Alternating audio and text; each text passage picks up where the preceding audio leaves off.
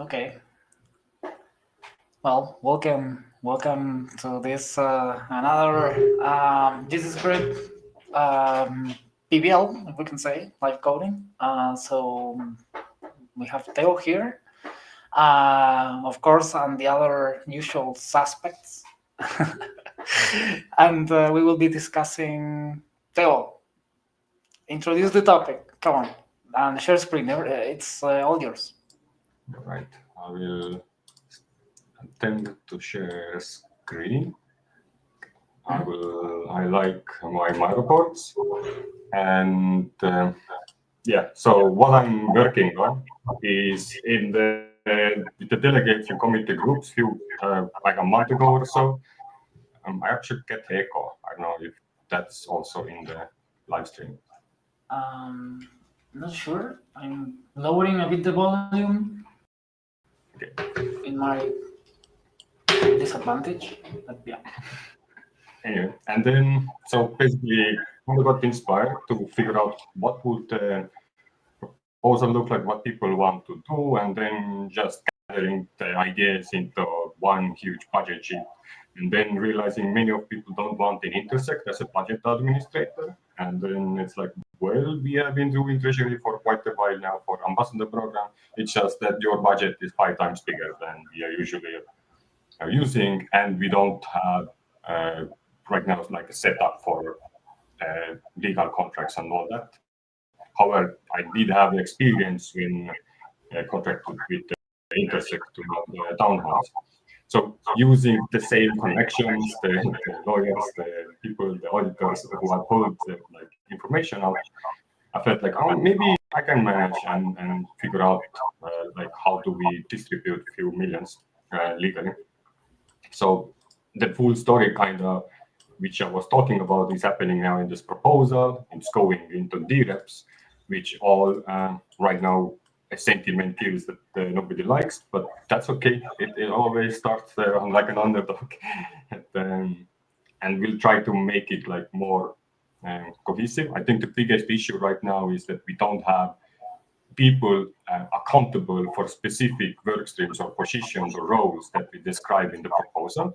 Because essentially at the beginning it was like, oh, it's a modular system. Every DApp can choose what is the administrator structure and who's going to be the like ownership roles or like accountable for their work. Now I feel like we need to put ourselves into the position and provide them like this is one like bunch of people who are willing to become like this holistic administrator body. Right now, what I'm showing here is missing the role model, which is actually like a larger ecosystem, but more from the perspective of how funds are moving. And initially, what here is now is the once dapps agree, and then what they are agreeing to is they're agreeing that the proposals will have an administrator, and the administrator is basically a multi-signature, which are, we don't know yet how many keys, but we estimate like 7 to 8 keys in the mix. And then these administrators will have basically two main like activities: either they appoint the budget administrator, or they directly pay to individuals. And why would they have to put in that administrator is because if there are entities involved and they need invoices and all that stuff, then it's much harder to do legally through just multi-sig, because there are just individual members under here, or maybe entities control it, but it's like very gray area. So we want just a single address where the funds will go, and these whoever own the multi-sig owners basically they hold the custody of the funds to kind of distribute it.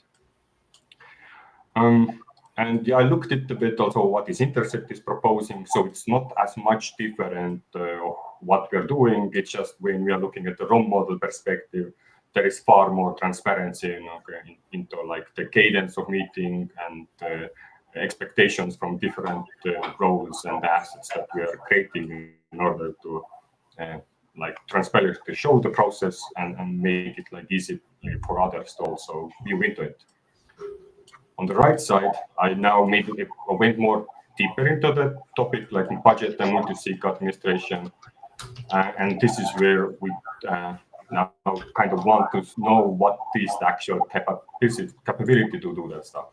So on the multi-sig side, what we want is it possible to make and integrate an AI to both yes, no, or abstain, and in a way that the human doesn't able to kind of like to interact and maybe just direct some kind of service into an LLM that does the work using our own like context, or maybe it has to be a governance thing. And then anyway, yeah, like I still any thoughts on like automated multisigs from an AI.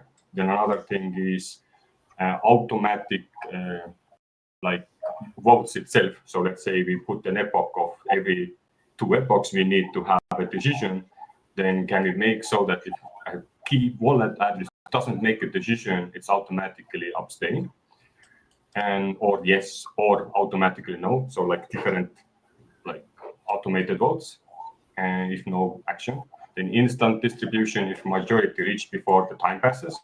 So that in the same multi-sig, like if we already get the majority, then there's no point to wait until 2 epochs end, and we quickly, like let's say there is a critical situation. Okay, we need this, we need 600,000 to pay that, and we need it now. And then if everybody agrees to do it and signs the transaction at the same day, it's just going to go out. We don't have to wait for 10 epochs to pass.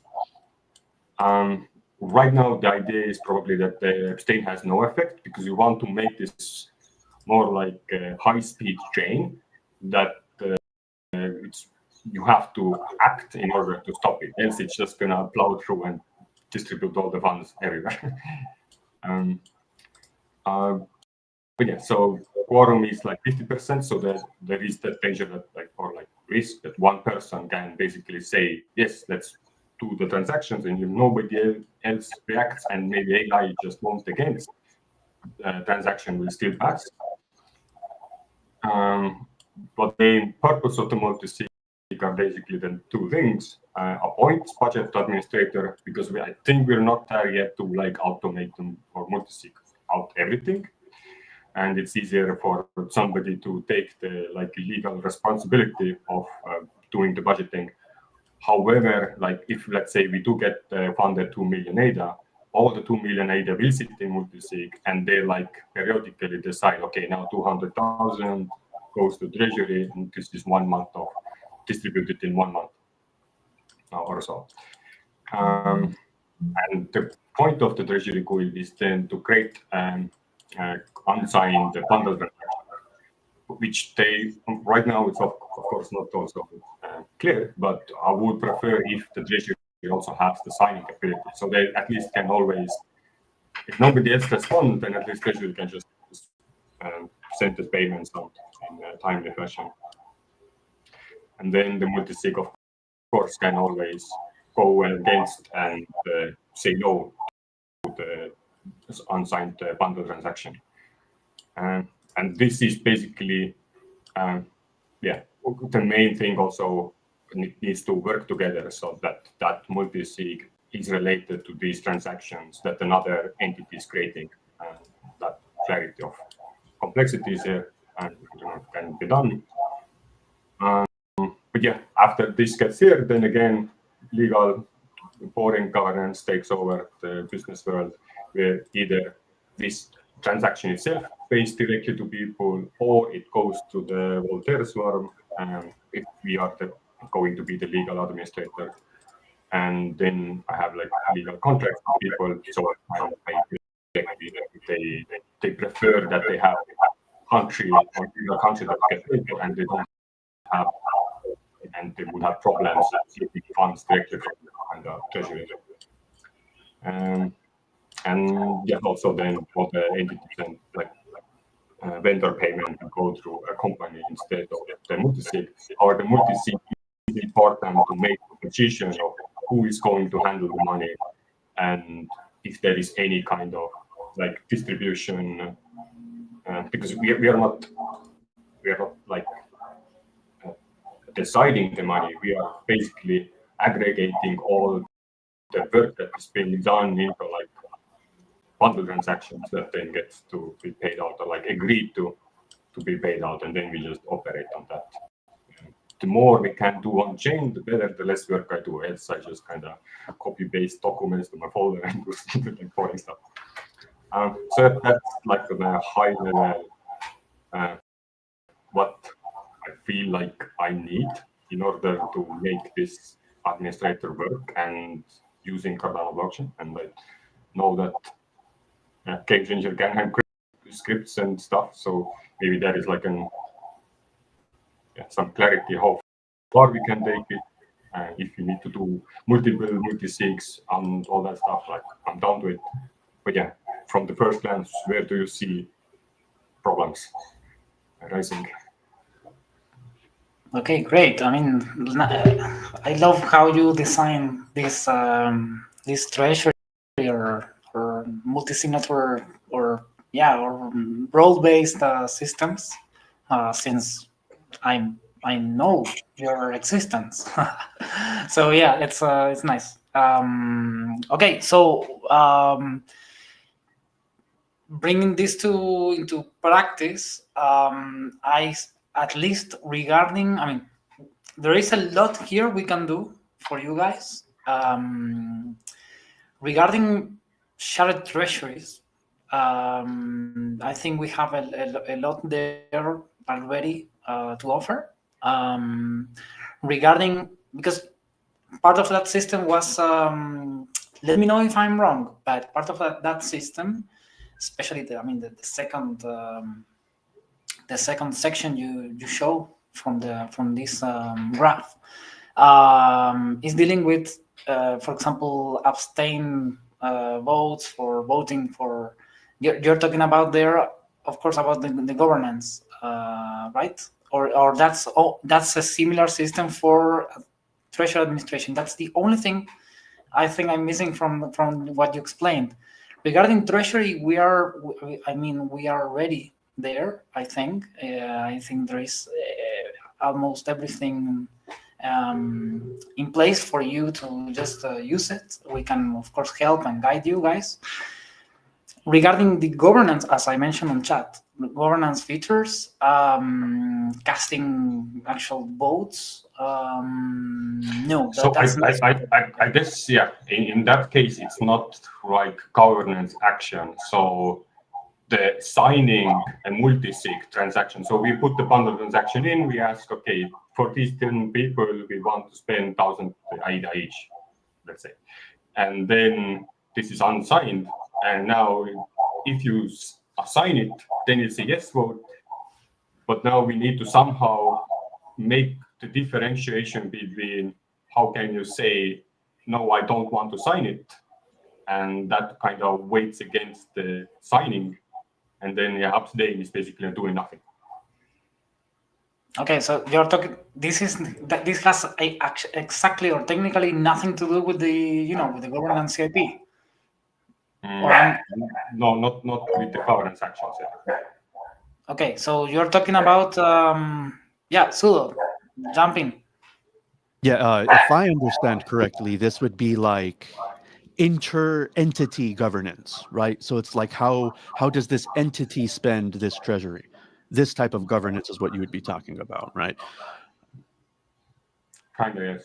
But yeah, I guess we need to separate it out, because I hope that we can kind of show it on a payment transaction, but it's probably not possible to say that I don't want this transaction to go through.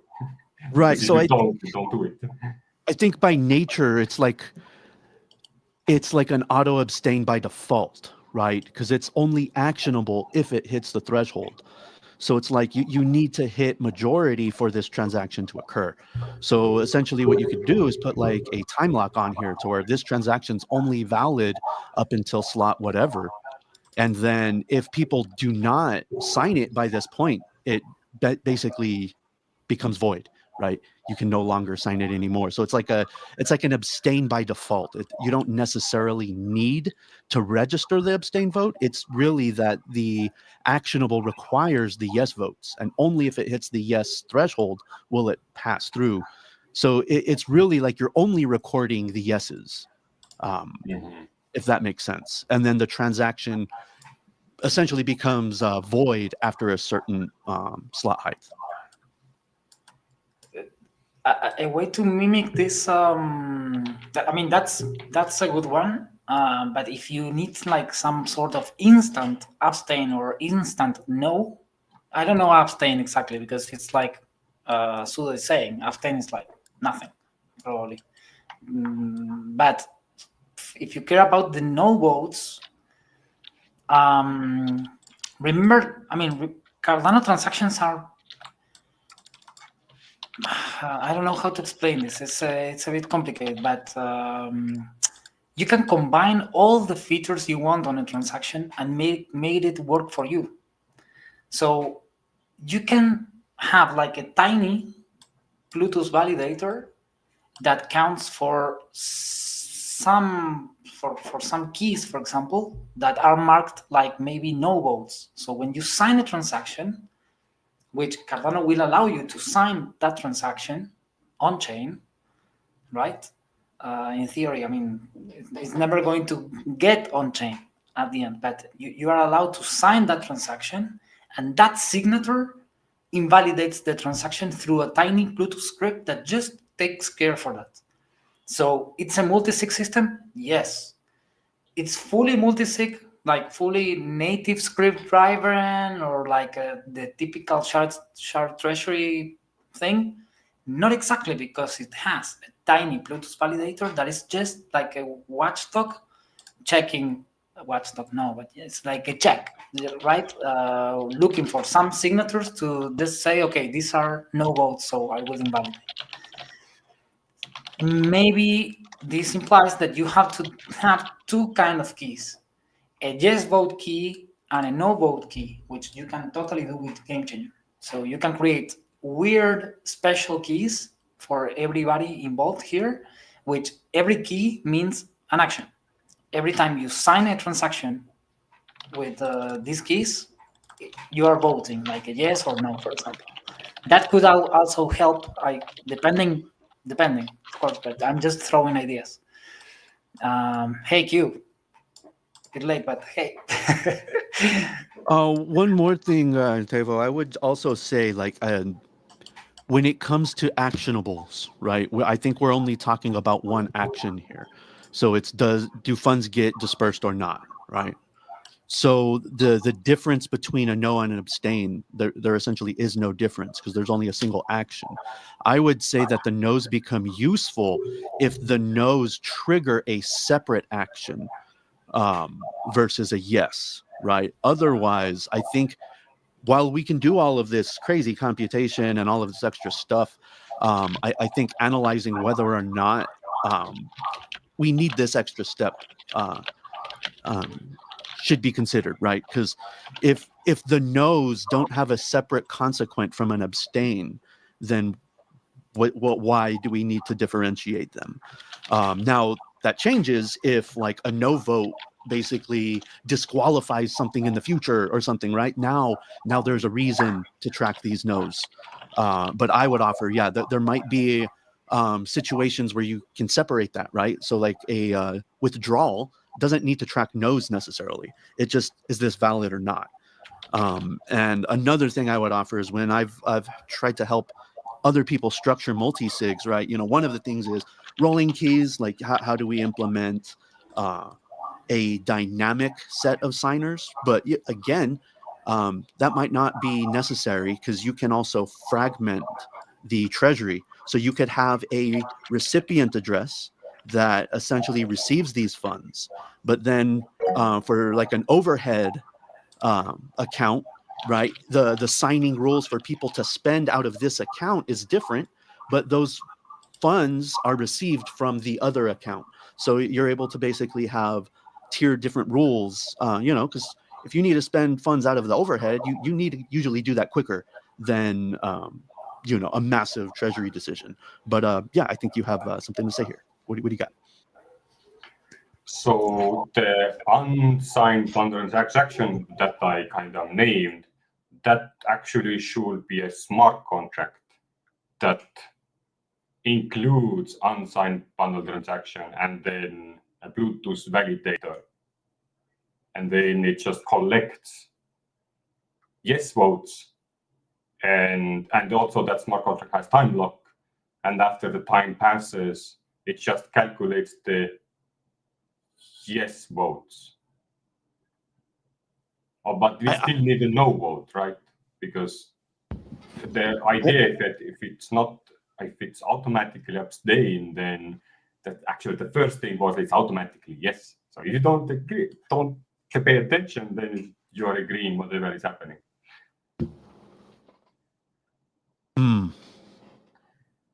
So why would the underlying transaction need to be a contract? If we're interacting with the treasury that is itself a script address, couldn't we just do this as a standard transaction? And then the rules of the actual script address mandate how this is spent, right? So now, instead of needing validators, it's the actual who can sign under this script address. And that might take out that abstraction. I don't know if that's beneficial or if that contract is needed, but yeah, I think you might be able to achieve the same thing with a standard native script address. I don't know what it sounds like a centralization. I don't know what do you mean standard script?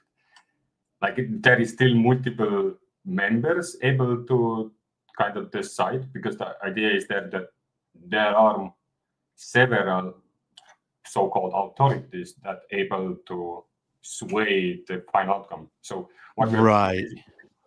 So the only difference here between the native script address and maybe like a Plutus script is the fact that with native script, your signers are static. You cannot change the defined signers. You can do multi-sig, but you have to predefine them, right? With Plutus, you're given logic to essentially abstract that process. It can be similar or it can be rolling keys, right? But now you're scripting more complex logic. With native script, though, you can make it a multi-sig, but like I'm saying, your signers are set in stone. So if something changes there, there's a potential in compromising how those funds can be accessed later. But there's interesting things you can do with nesting, to where you can do like a 3 of 5. Right? So you need 3 signatures to approve.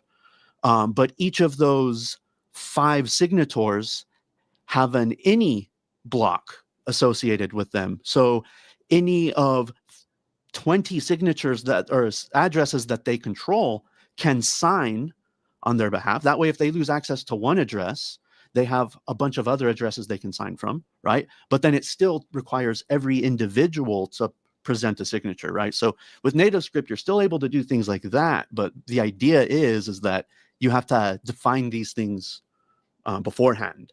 And with Plutus script, you can do rolling keys expire, they have to be re-registered. You can implement things like that with Plutus. But once you script that address, those rules are determined.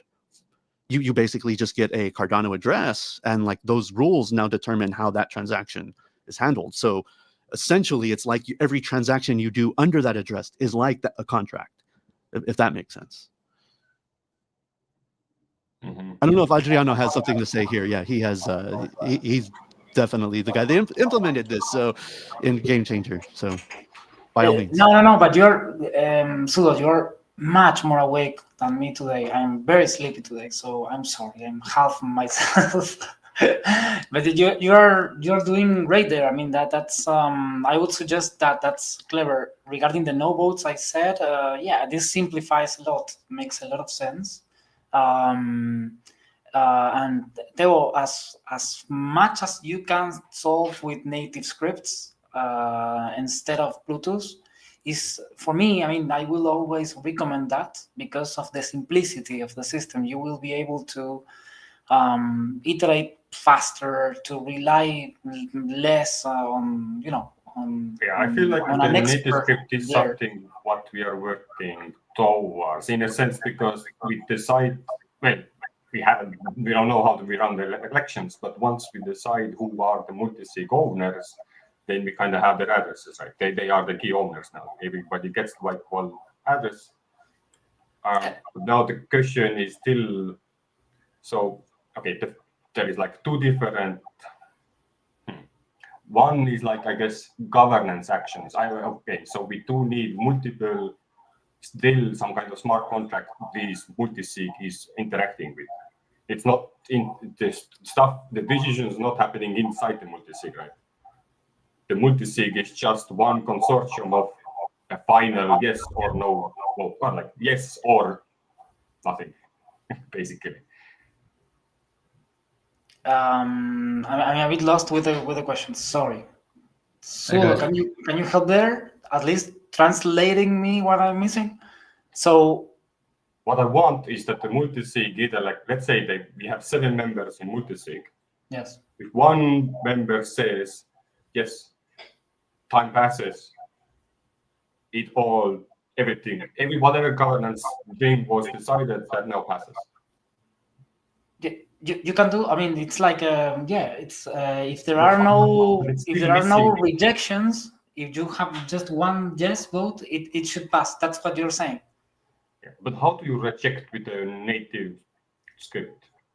No, it's not. Maybe like sudo suggested or put it in those terms. You need, with native scripts, you need to think on the yes vote, on the yes, on the validation, on the positive validation of the transaction.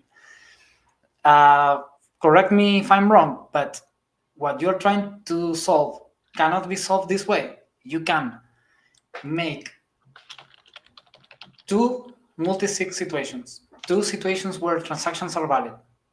One is prior a time, a time slot. You say during this time,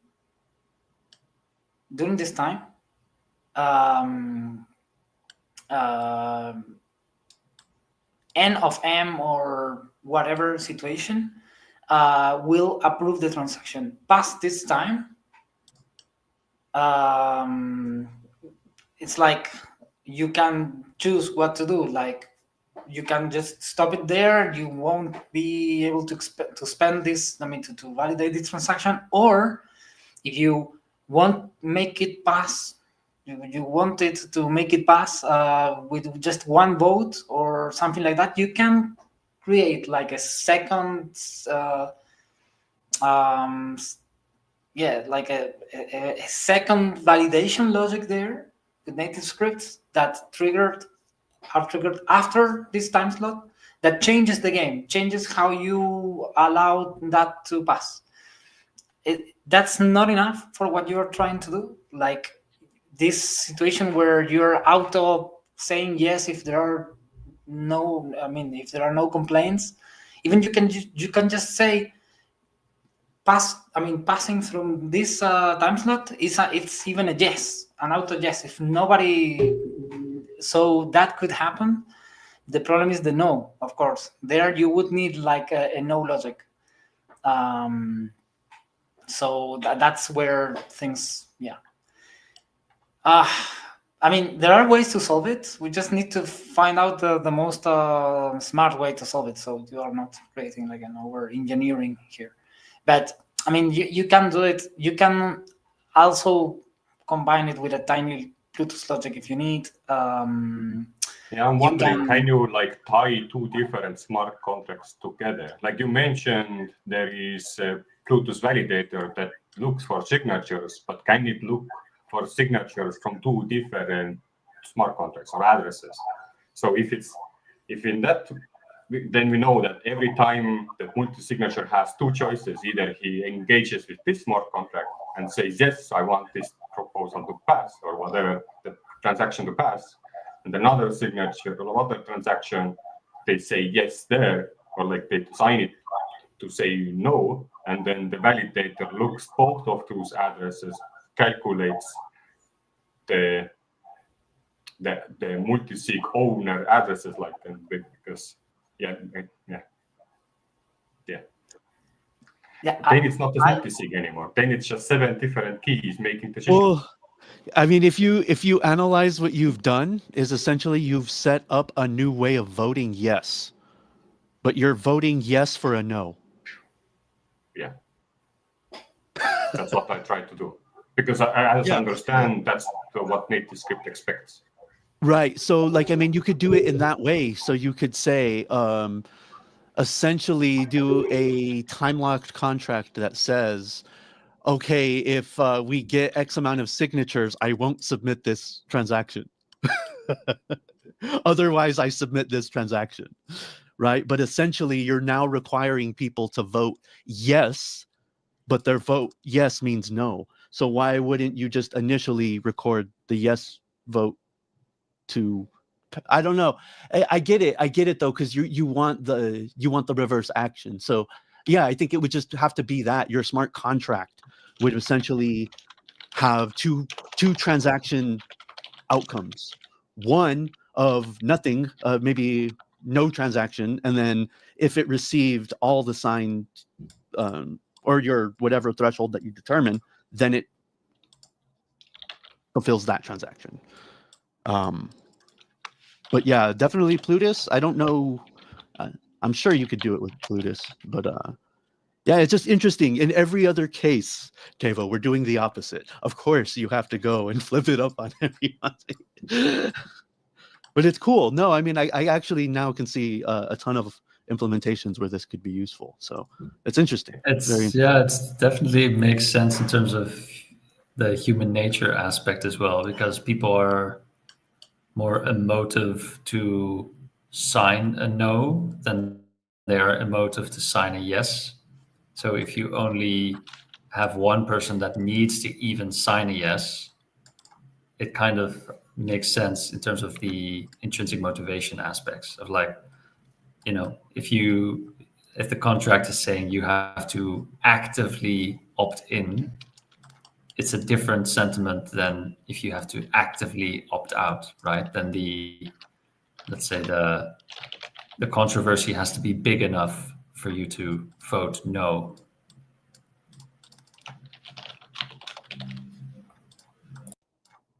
It's exactly that, right? It's exactly the opt-in versus opt-out. It's there's reasons why you want the inverse of that. No, that's I'm surprised this hasn't been a bigger topic. I'm sure it's been encountered before. I'm sure someone already might have a contract doing something similar. But yeah, it's crazy how unexplored this seems to be. Okay, just to kind of get from the beginning so I understand correctly. So we have 6 key owners. We somehow knew who to select correctly. And based on the previous discussion, let's say one person now votes on contract. So every time there is, and let's assume I already have all the, I don't have funds, point. So I create the bundle transaction. Or no, what do I do? I still need a bundle transaction somewhere.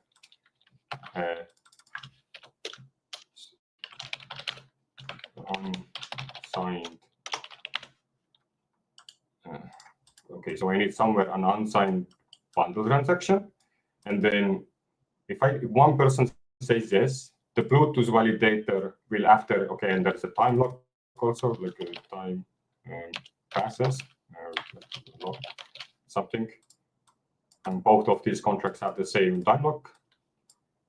And automatic yes. So if nobody is saying anything, no, it's automatic abstain. So if nobody's saying anything, they don't add weight to any side. And then the Bluetooth validator says, okay, I only saw 1 against 0, which means 100% of yes votes. And now that validator has to somehow trigger that the multisig automatically signs the unsigned bundle, and the multisig owner is all of these key owners. And then, but the multisig is also where the money is, where all the money is. Let's not say call it money. We don't use money. We use data. Can that be automated, or that is more of like a governance layer that they say this and this say no, and now somehow we manually need to sign again out from this key, or can we make it so that these smart contract, this validator, whatever smart contract is in with its bundle transaction, is able to the distribution? I know, did it make sense? Like there is too many arrows to just kind of. So one thing is when you determine your multi-sig, it's going to be a Cardano address, right? So this, for any of that to work, your holdings will be in that script address, right? So the contract and the treasury are synonymous as the same thing, right? Think about it as like the address itself is the contract, if that makes sense, in native script. So instead of them being separate components, they are one and the same. And same thing with the UTXO that contains all of this money. So yeah, and then instead of it tracking 100% of the votes submitted, what the contract is looking at is the rules that you submitted. So when you say you have there's 7 key owners here, right? So assume we had those 7 people here. The contract would have to have them included in that script address. And you then determine the rules for that script address at that point. And you tell it, okay, this is a 3 of 5. Or this is a 1 of 5, or this is a all of 5, right? So you at the level of contract and no contract include all the owners already? In native script, all of them, yeah.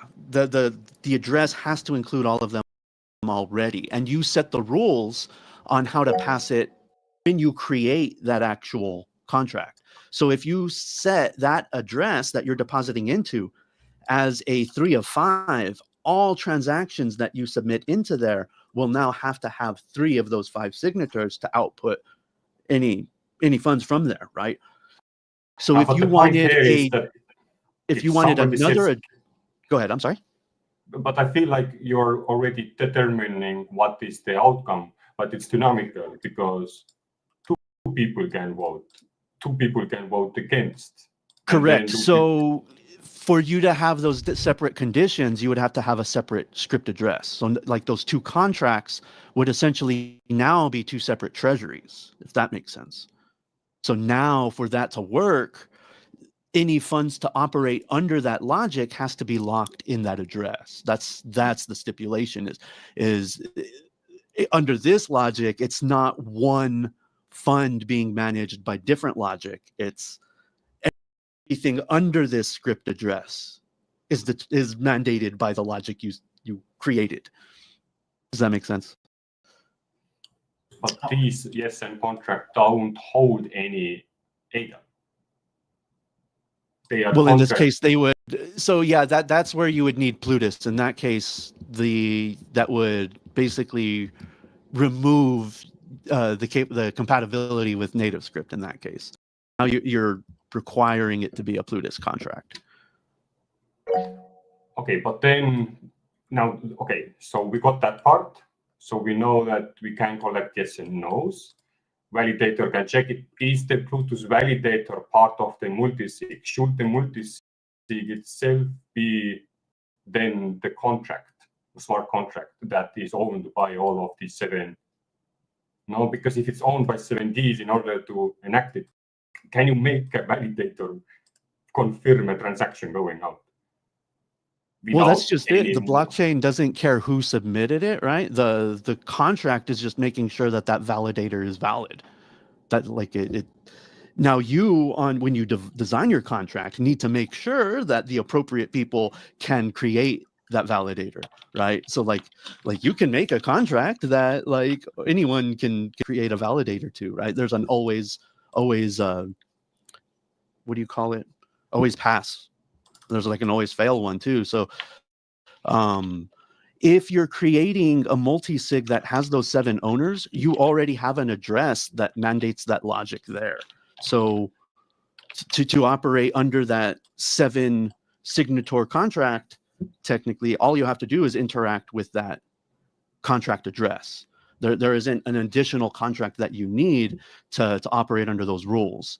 Now, in your case, yeah, like if you wanted to have one treasury be mandated by all of that, technically you would just need one contract that gets the keys from each of those signatories. So you don't create the multi-sig itself, you'll create a contract that the contract itself is the multi-sig, not like a script address. So it's going to change a little bit of what we have here. Because the contract is going to just be validator, right? And if you give the right validator, it passes.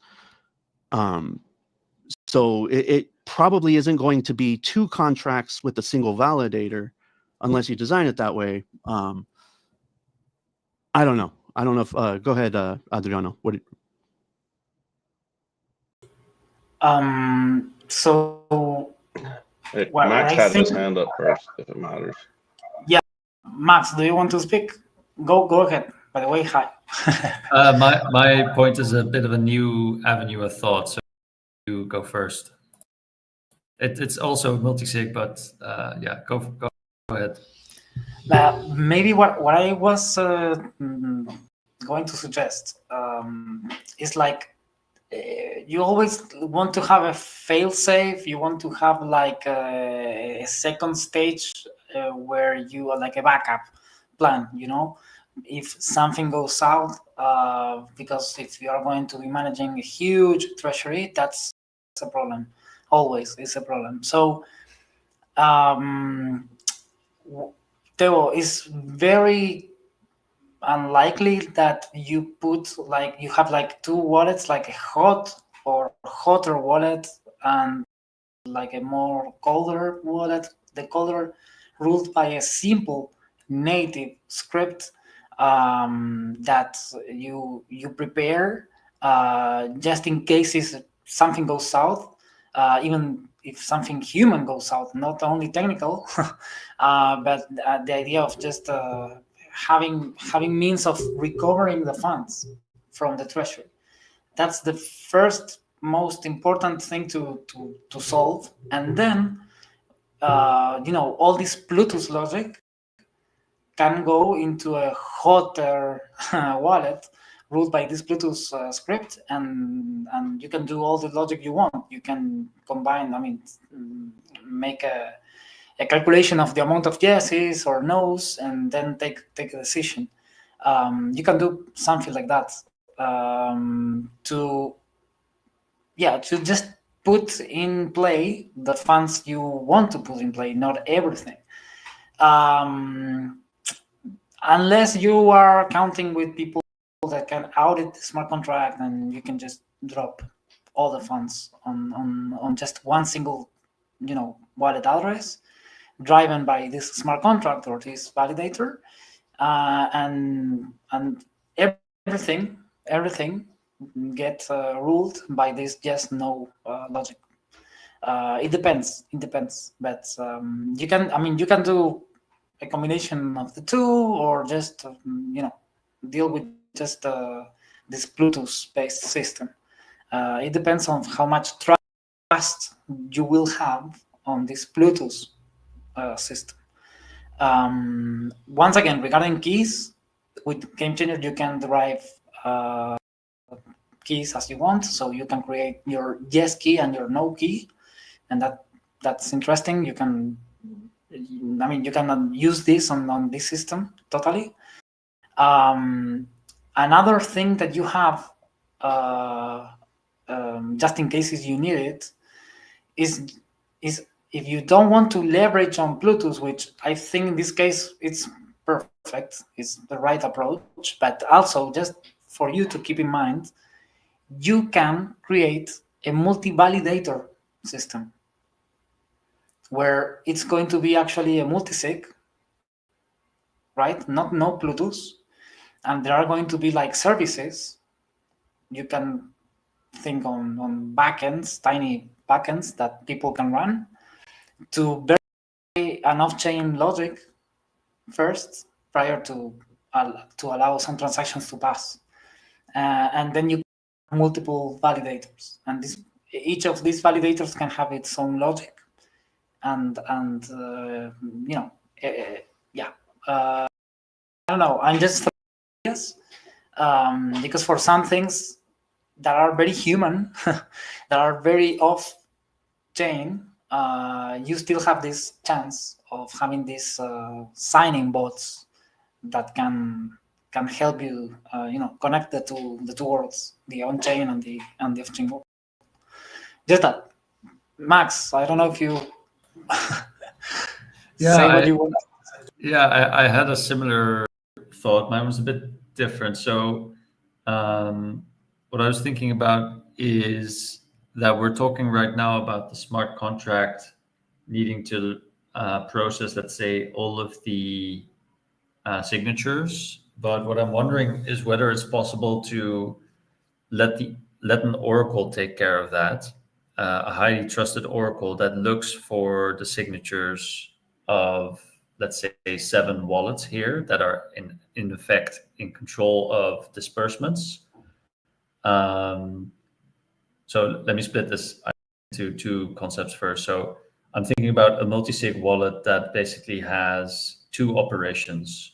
One operation is for redeeming funds to the treasury, and operation number 2 is for distributing funds to other wallets, right, for payments, etc. The first would be possible by a set of multi-sig wallets, and this is purely for distributing funds back to treasury. So in case there's speak of misuse of funds, fraud, abuse, whatever, then the only action that these multi-sig participants can enact is to send the funds back to the treasury, so to empty the multi-sig. That's the only action that they have available to them. So that's one set of these of this multi-sig. And then the second operation for distributing funds is it's kind of like a hybrid multi-sig. It's actually just an oracle that is measuring how many of the 7 wallets have performed some type of transaction, right? And whether that's some metadata standard or they've signed something, I'm not so sure. But basically the way that it would work is you could have this oracle that calculates once you trigger it with a transaction and you pay the oracle for, hey, please check what's the state of these 7 wallets. And that's the one that then actually is allowed to trigger multi-sig disbursements. So in that way, you're able to calculate something, right? So it gives you a bit more flexibility because you can tell the oracle, well, I want to know, did 70% or more sign? Then you're able to calculate something that's a bit more flexible than just, let's say, the individual transaction logic, if you get my meaning. So that's my input here to make things even more complicated. Do people understand this concept, or is it tricky to follow?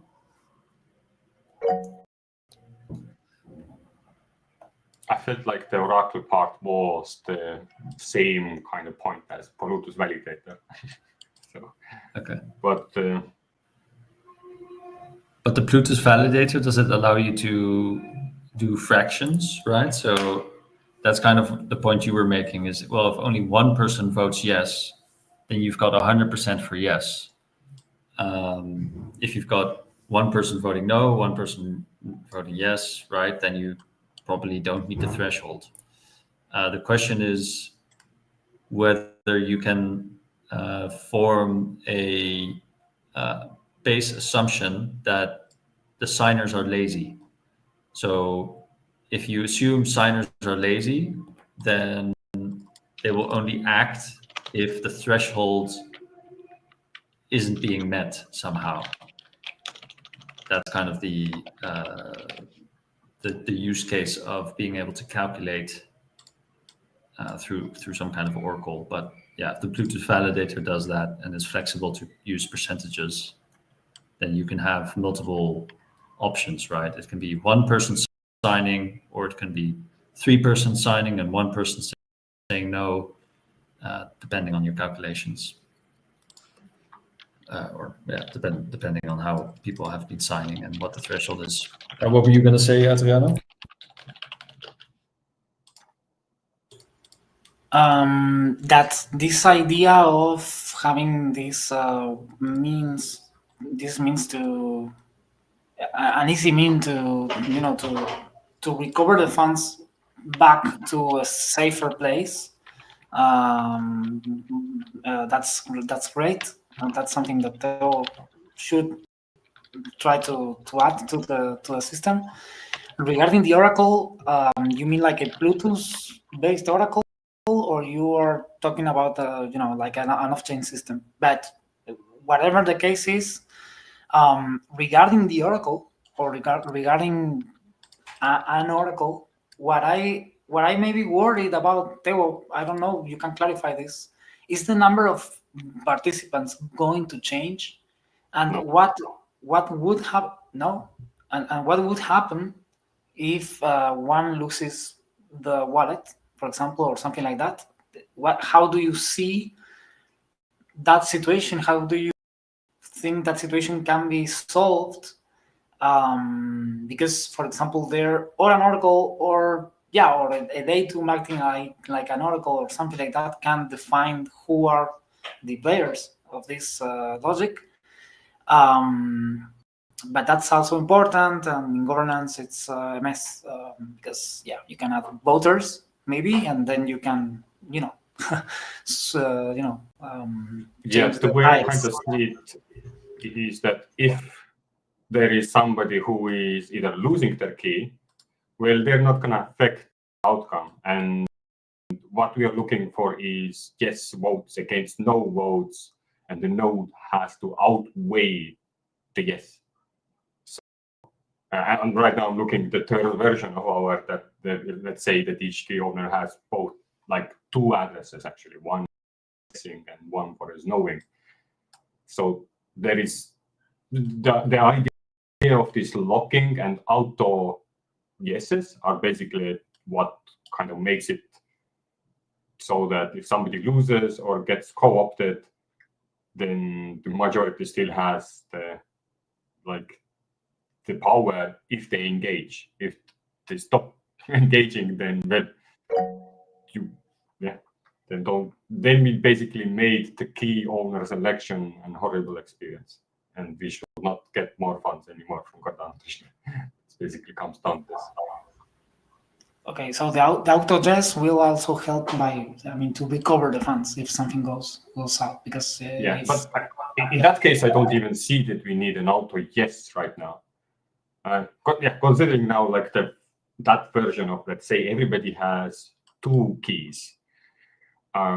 So we have a multi-sig, and now what I want to understand is these 2 things the same contract, or should they be separate contract? So we do know that we want an address where all the funds are living, or at least where it kind of be.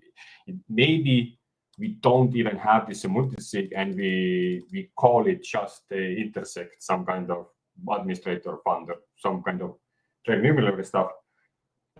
But on the other hand, we kind of want to have all the funds in our hands so that we are not kind of dependent on other entities or dapps again to distribute funds.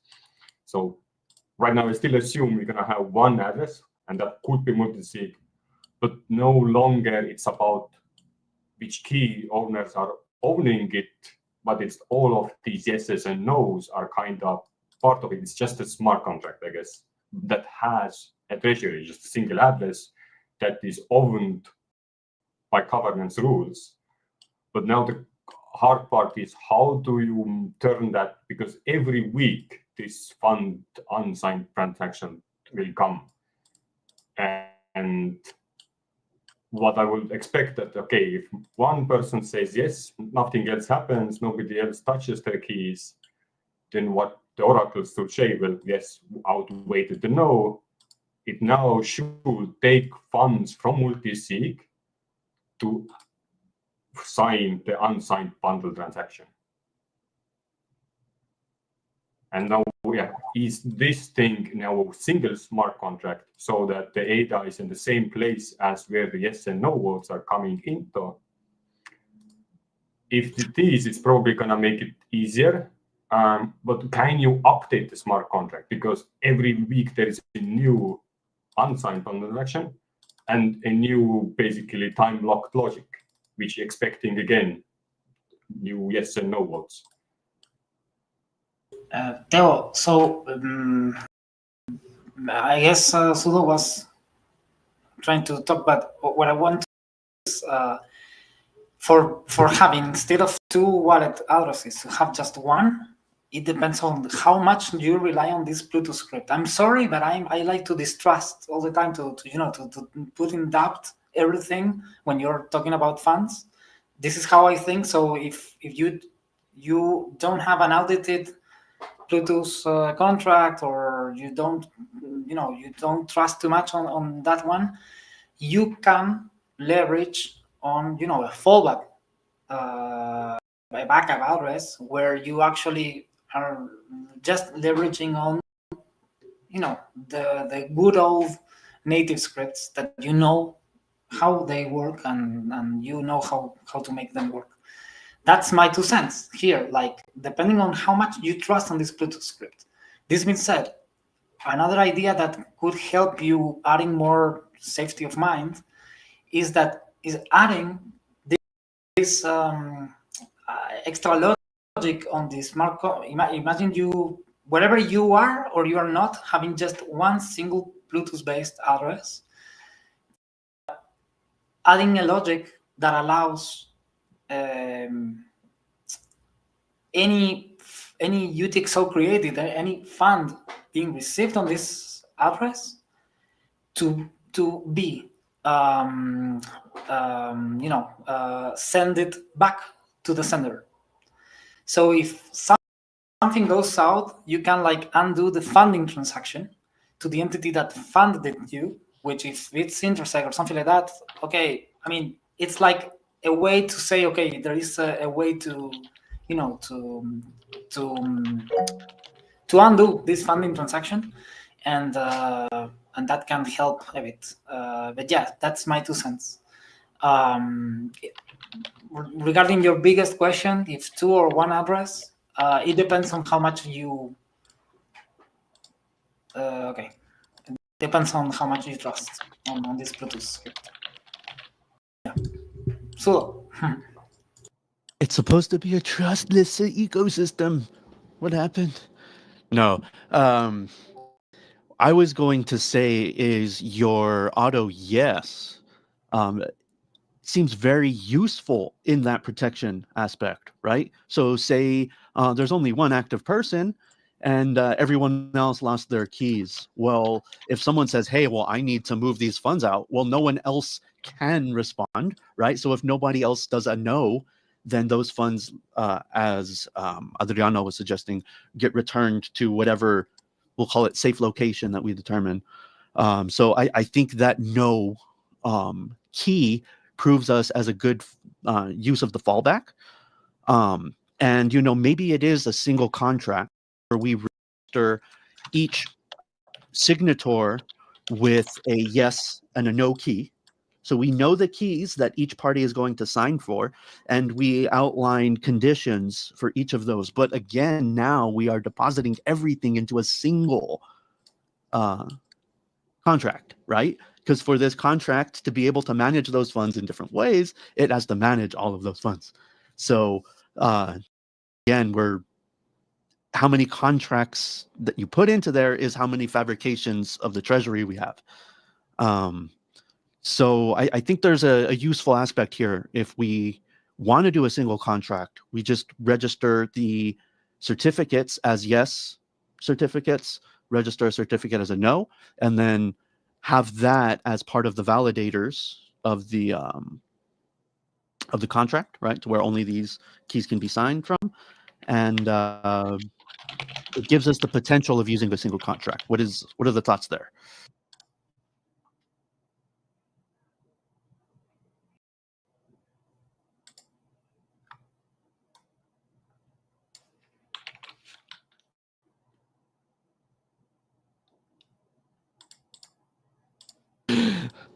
Totally agree. I thought, yeah, Theo was. No, I'm agree. So I do feel like, okay, we're moving towards that this is a single contract. I am a positive person. I feel like we're not gonna fuck it up. We put all the money in one bag, and when you say Bluetooth auditing, what do you mean by that? Does it mean that Adriano has to say, yes, this contract works, or you mean something bigger? No, I'm saying, like, if you trust the code, it's okay.